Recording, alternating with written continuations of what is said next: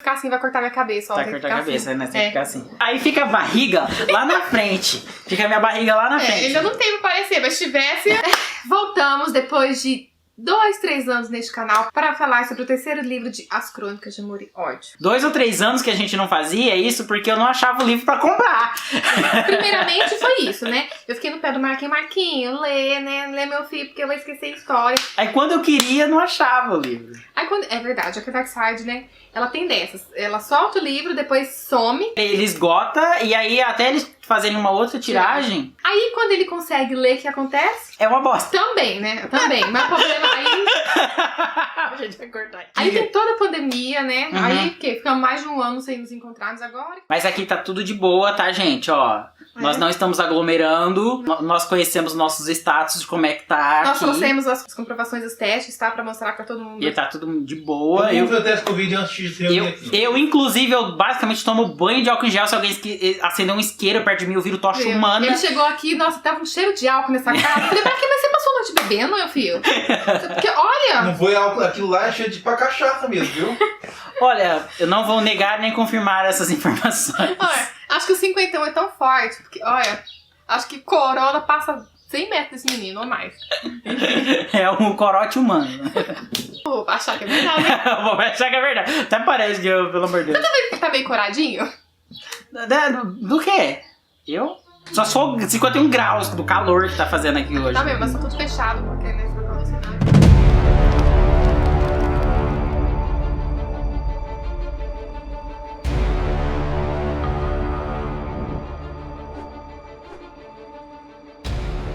Vamos continuar com o bate-papo. Vou deixar o link aqui dos 2 primeiros, caso vocês, né, queiram conferir. E o terceiro livro continua exatamente do ponto onde acaba o segundo. E aí poderia estar passando aqui. Ó, gente, o primeiro emprego meu do Mikael era exatamente assim.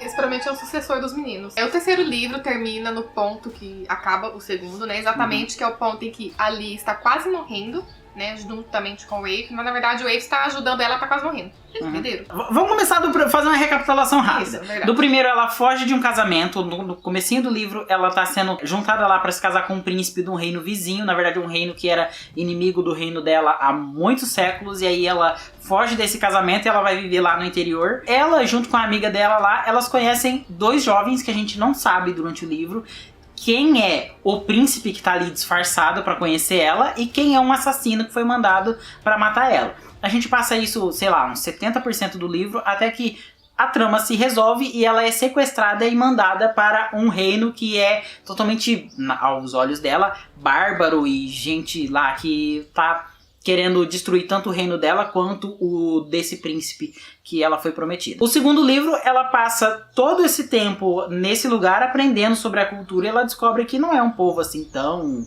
desgraçado quanto ela achava que era. No finalzinho, ela sofre ali um atentado, acontece meio que um golpe de estado ali, um atentado. Tenta, né, fazer um golpe de Ela estado. tenta fazer um golpe de estado, ela se fere muito, ela cai dentro de um rio e a gente realmente não sabe nem se ela tá viva ou não, sabe? O segundo livro termina numa situação que a gente realmente não sabe se ela vai sobreviver e ela passa ali por um resgate, que ela passou o segundo livro todo sequestrado e aí ela tá passando por uma espécie de resgate ali, um time que vai pra resgatar ela. O terceiro livro é bem ali terminando essa situação. A gente ainda não sabe se ela vai sobreviver. É inverno, aí tem neve pra todo lugar. Ela tá sofrendo de hipotermia, choque hemorrágico. Tudo possível. Tudo possível. Ela tá tendo umas visões, ela tá alucinando. Ela nem sabe quem é que tá ali com ela.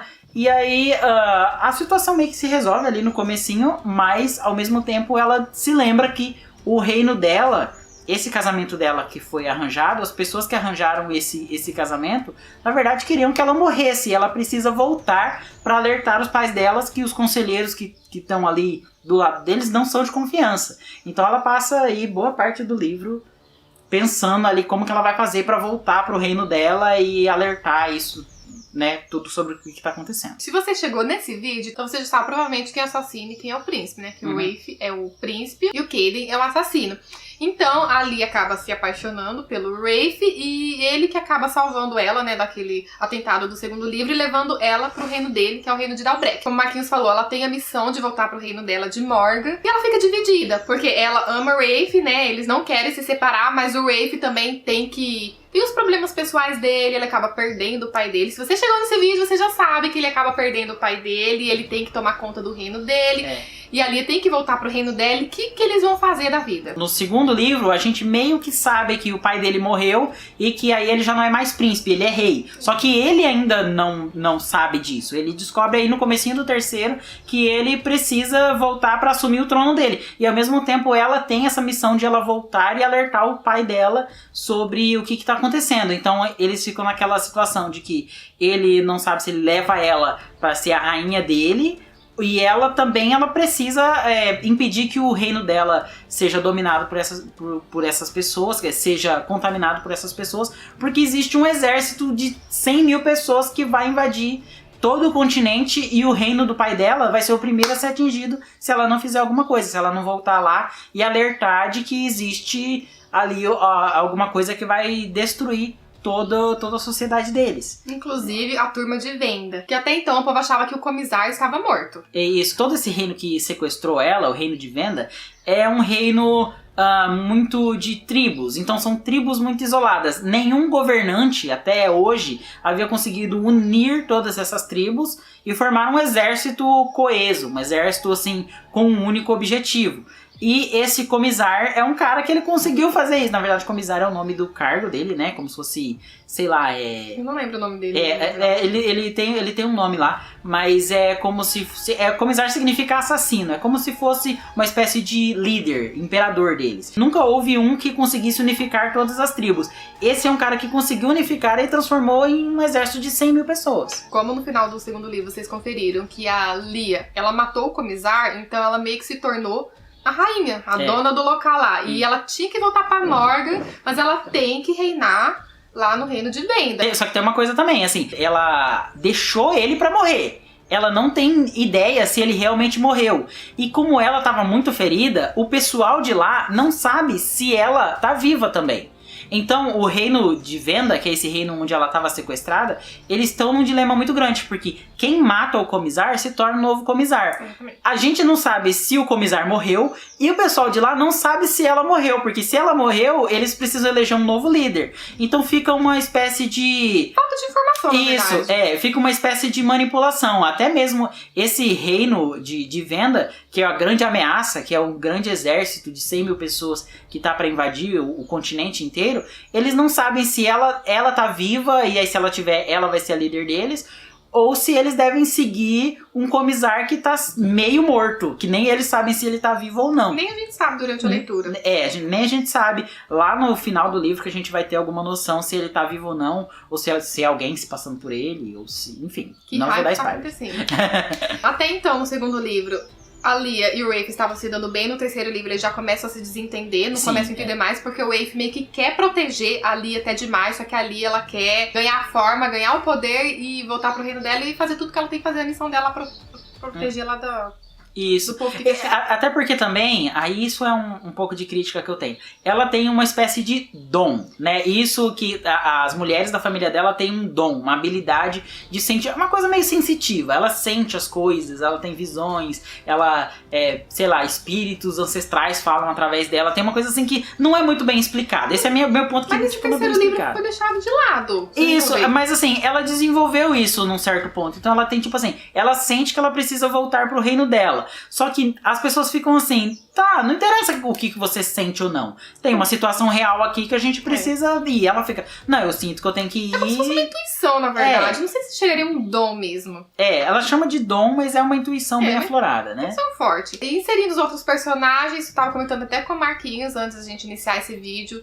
sobre o Caden, por exemplo, que eu achei que ele foi... não sei se é rebaixado, seria a palavra certa nesse livro. Que ele foi subaproveitado, ele sobra. Parece que a autora não sabe o que fazer com ele depois, com os outros personagens, na verdade. Se vocês assistiram, por exemplo, a última trilogia de Star Wars, no segundo episódio, né, dessa nova trilogia, tem o personagem do Finn, que a gente sabe que no final do segundo filme, se ele morresse, ele teria cumprido um arco ali. Ele não morreu, ele ficou sobrando no terceiro e aí os autores não sabiam o que fazer com ele. É a mesma coisa que acontece com o Caden. Se ele tivesse morrido no segundo, ele teria cumprido um propósito ali. Aí chega no terceiro, ele tá vivo e ele tá ali, tipo... jogado. Eu não sei se eu sou um protetor, se eu sou um assassino, se eu sou bonzinho, se eu sou mau. Já no segundo livro ele começa a decair. Sim, No primeiro ele tem toda aquela hora de, né, ter que matar e tem que seguir regras e não importa o que ele sente. Sim, no segundo ele já começa, né, bandear pro lado dali, começa a perder o propósito dele, que ele serve ao Comisar. E no terceiro, o Comisar morreu. Aí a gente já começa a detonar o livro. Mas assim, ele forma um triângulo amoroso da Lia com o Rafe, certo? Só que ele é o lado fraco do triângulo, entendeu? Isso ficou explícito desde o primeiro livro. Isso. A gente vê que ele só era pra poder dar uma mexidinha. Não, ela tem mais química com o Comisar do que com ele. É verdade. Porque no segundo, o cara que sequestrou ela, que tá torturando ela, tem mais química, tem mais coisa ali com ele do que o outro cara ali. Acho que esse triângulo amoroso é tipo o Crepúsculo. Foi mais pelo lado do Caden do que dela. Pesou. A autora meio que ela pesou muito. Você sabe que você falou de Crepúsculo, eu não queria citar Crepúsculo, mas me veio na cabeça e eu falei assim, não vou entrar no método Crepúsculo. Jacob, ele é muito Jacob. Mas assim, ele é muito Jacob não por causa da personalidade do Jacob, até um pouco, mas assim, é mais daquela questão assim, em Crepúsculo a gente sabe que a autora ela colocou o Edward com muito mais força na narrativa do que com o Jacob.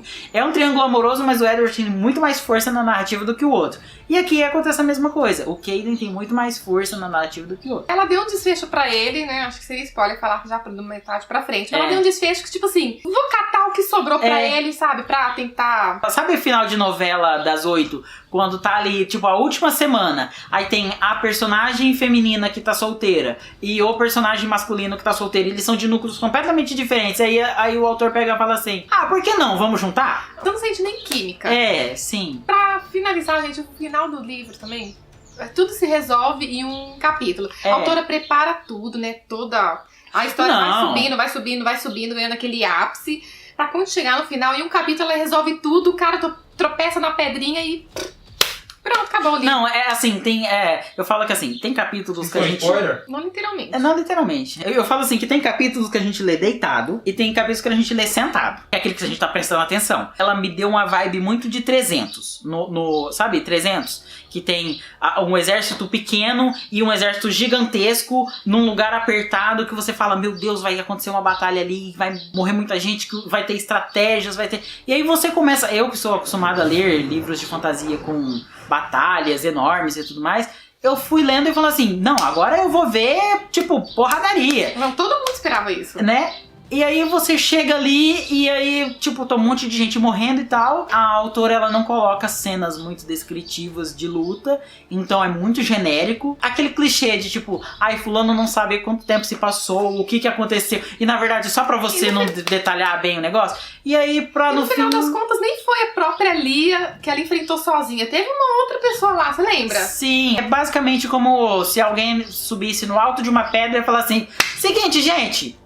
Vamos brigar mais não? Acabou a brincadeira? E aí todo mundo pega e fala assim, acabou, né? Já deu. E cada um vai pra sua casa. Foi um final muito anticlimático. Foi. Eu achei, assim, sabe? Aí não me deu nem vontade de ler as crônicas de Morgan e tudo, todas as coisas que vem depois. Eu li, mas foi assim, só pra você conhecer mesmo um pouquinho do passado, daquela história que contava tá tendo lá. alguns spin-offs agora, né? Do Ball of Thieves, que é um livro azul, aí tem um livro vermelho. Ele só o azul, que é o Dance of Thieves. Você vai descobrir um pouquinho como que tá a vida de com quem ali ficou, apesar de não, né? Mas enfim, já descobriu, né, como que tá a vida da Lia depois de muitos anos. Mas também não é muito passado por assim, ela só aparece um pouco, não é muito não. Mas pra quem não leu, vai descobrir com quem que ela fica. Em relação ao final, assim, do romance, eles dão um jeito, assim. É uma resolução meio... Me achei meio anticlimática, até meio preguiçosa. Mas se você for ver, assim, a autora nem explica direito como que ela dá conta depois junto com outras... Junto lá. Você não vai entender muito bem. Tem um finalzinho lá que você fala, que bonitinho. Mas mesmo assim, Dance of Thieves, você vê ela junto com a pessoa, mas mesmo você não entende a política de como que eles estão organizando aquilo, de como estão levando a vida. Eu até comentei com o Mikael, como que, né, duas pessoas de reinos diferentes vão... E assim, são culturas diferentes, e aí tem... eu falo assim, é meio preguiçoso mesmo. Porque quando você governa um reino, você não é simplesmente, eu sou o rei, eu mando. Existe uma corte, existem duques e outras pessoas, cada um com seus interesses. E aí você não pode simplesmente falar assim, olha, esse reino agora é amiguinho do outro reino, ninguém pode mais brigar. Se tem pessoas ali... Sabe, ela construiu, todo no começo do livro tinha toda uma trama de um duque lá que queria que o Rafe se casasse com a filha dele, e aí senão ele dava um golpe de estado, alguma coisa assim, pra no final ele Acabou. A trilogia eu gostei mais do segundo livro, que eu senti que decaiu bastante. Nossa, pra ele é o melhor de longe. O segundo, né? É, melhor Eu de gosto longe. do primeiro, mas não sei, o segundo eu gostei bastante de ela ter ido lá pra venda. Eu achei que ela se desenvolveu bastante, o personagem dela, de todos, na verdade, tirando do Katie. Pra mim tá na mesma ordem também. Tipo assim, o segundo é o melhor, o primeiro vem em seguida e depois vem o terceiro. Eu acho que o terceiro, na verdade, ele teve muito potencial, mas o final dele é muito corrido. O final dele parece que ela tava escrevendo e alguém da editora falou assim: minha querida, temos que entregar o livro semana que vem. Final... Termina aí de qualquer jeito, sabe? É igual as novelas que vão terminar no Globo agora depois da pandemia, que tipo, o pessoal vai fazer uns finais apressados. É a mesma coisa. Mas assim, se ela não deu conta de terminar um terceiro livro, faz um quarto. sim. Será que ela quis fazer uma trilogia, sabe? Coisou de qualquer jeito, ou não tinha mais história. Eu acho que eu sinceramente acho que ela não sabia o que fazer. Muitos autores começam histórias sem saber como é que vão terminar, né? Talvez eu acho que ela fez bem isso. A premissa é bem interessante, mas aí chegou no final, deu uma escorregada. Você começa a história porque não sabe. Nem todo mundo é Stephen King, minha querida. Se for pensar, ainda bem. Até ele que escorrega também. Até ele escorrega nas coisas. Do King, viu? Né, Sob a Redoma tá aí pra dizer que eu tô certo. Se bem que It até que é bom. Não. Mas, é final, mas tem aquela né, cena polêmica lá. A gente sempre fala de It, né? A gente não pode falar de qualquer coisa. A gente escorrega e sempre vai falar de It. De It, de King. Não tem jeito. Ele é um autor que ele tá aqui no pilar dele pra comparar. Não podia, né? Mas enfim. Bem, eu quero saber se vocês já leram, se vocês gostaram, né? Pra quem... caiu de gaiato aqui, vou deixar os 2 links dos outros vídeos pra vocês conferirem. Vou deixar também o link do canal do Marquinhos, tá? A pegada do canal dele é um pouco mais densa que a gente, porque ele pegaria essa trilogia de Crônicas de Amor e Ódio, ele destrincharia, gente, ele reviraria as páginas aqui, ele te apresentaria até a cor da minha calça que ali eu uso. É coisa de quem tem muito tempo livre ou tem coisas pra fazer, mas fica adiando pra fazer esse tipo de coisa. Se vocês têm dúvidas em relação ao universo, vocês vão no canal deles, que já tem vários universos que ele destrinchou. O que é, Mikael? Vai ser um vídeo comigo lá no canal do Marquinhos hoje também. Isso, a gente vai lançar no mesmo dia, tá? Isso, esse vídeo, o vídeo sobre a trilogia do Mistborn, que eu gravei com o Mikael, a gente vai lançar no mesmo dia. Já tá sobre a trilogia, o primeiro, não é? Sobre o primeiro? Você vai lançar? Depois eu vou fazer alguma coisa sobre a trilogia, mas sobre o primeiro livro que o Mikael leu, então daí a gente pode falar um pouquinho mais. A gente vai lançar no mesmo dia. Então se você tá lendo aqui, tá vendo esse vídeo, você pode clicar em algum lugar aí pra ir pro vídeo que eu vou deixar em, sei lá, em algum lugar aqui. Ou no link aqui ou no link aqui embaixo, que eu vou deixar, vocês vão ver o Mikael lá, tá? Vocês conversar. Eu li o livro, mas acho que o bate-papo deles estão bem mais interessante. Então tô bem mais interessante com o jeitinho deles, tá? Vão lá, conheçam, se inscrevam, nos sigam nas redes sociais e eu aguardo vocês pra conversar aqui embaixo. Beleza? Que agora vai gravar mais vídeo.